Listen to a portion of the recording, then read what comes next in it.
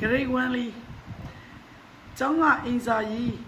နော်ဖတ်စာပါတဲ့နေ့ဆိုရင်စိတ်ချလုပ်တယ်တဲ့လိမ့်မာတာပေါ့နော်ဒီတစ်ချက်မှရင်ကိုတော်တော်လိမ့်မာတယ်ပြောရမယ်နော်ကျောင်းကပေးလိုက်ရင်လုပ်တယ်တဲ့ကျောင်းကအင်စာမပေးလိုက်ဘူးဆိုရင်မလုပ်တော့ဘူးတဲ့အစော့မှတ်တယ်တဲ့ဖုံးမဲ့ကြည့်တယ်တဲ့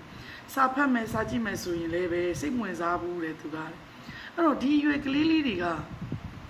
အင်စာပေးရင်လုပ်တာကိုပထမဦးဆုံးတစ်ချက်အနေနဲ့ချီးကျူးဖို့လိုတယ်နော်သိလားအင်စာမပေးတဲ့နေ့မှာသူကအစော့မှတ်တယ်စော့ပါစီစော့မှာပဲဒီရွယ်ကစော့တဲ့ရွယ်ပဲ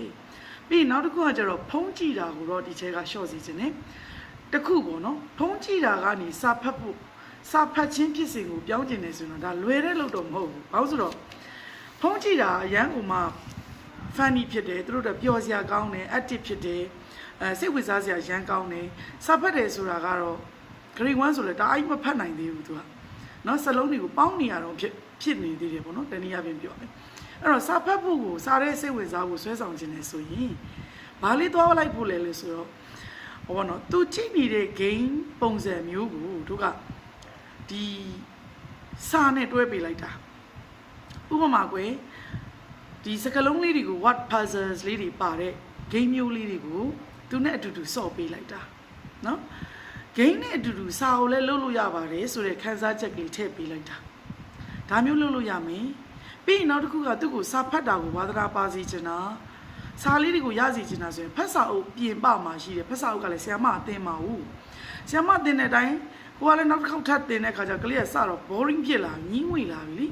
အဲ့တော့ဖတ်စာအုပ်ထဲမှာပါတဲ့စာအကြောင်းအရာနဲ့ပါတဲ့အရာကိုတခြားအပြင်မှာဘယ်လိုလေးများထုတ်တင်လို့ရအောင်မလဲ supplement စာအုပ်လေးတွေဘာလေးတွေရှိမလဲ colorful ဖြစ်မဲ့စာအုပ်လေးတွေ funny ဖြစ်စေမဲ့အရာလေးတွေ tracing လိုက်လို့ရမယ့်အရာလေးတွေစာဝိုင်းလေးတွေဝိုင်းလို့ရမယ့်ဟာလေးတွေ matching လုပ်လို့ရမယ့်ဟာလေးတွေဒါမျိုးလေးတွေကိုမှစာအုပ်ကလေးတွေထုတ်ပါတယ်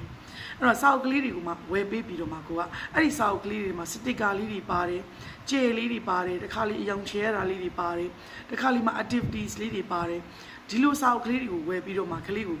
စာဖတ်ခြင်းစာလုပ်ခြင်းထဲမှာပျော်မွေ့လာအောင်ဆွဲခေါ်ပါလို့လုံးဝဇွတ်တားလိုက်တာကတော့သူ့အတွက်ရက်ဆက်ရကြလုံးတာပေါ့အဲ့တော့အဲ့လိုလုပ်လို့လည်းမရဘူးအဲ့ခါကျတော့ဘာလို့ ရလဲဆိုတော့ share ကျူးလေးတွေချပေးရတယ်ဥပမာမနက်စာစားပြီးတဲ့ခါမျိုးလေးတွေမှာចောင်းသွားဖို့အချိန်ပိုနေသေးတယ်ဆိုရင်ဒီ sticker book လေးနဲ့မိမိတို့ကပါကစားကြမယ်ဒါမျိုးလေးပေါ့သူကြိုက်နေတဲ့ game လေးကိုတော့9မိနစ်လောက်ကြည့်ခိုင်းမယ်ဒါမှမဟုတ်လဲ YouTube လေးတွေ TikTok လေးတွေ education ပါတဲ့အရာလေးတွေကိုပြစေချင်ပါတယ်လို့ဒီချက်ကအကြံပေးပြစီအင်စာလုတ်တဲ့ကလေးလေးမို့လို့တအားကြီးမတိကျစေချင်ပါဘူး grade 1 မရှိပါသေးတယ်နော်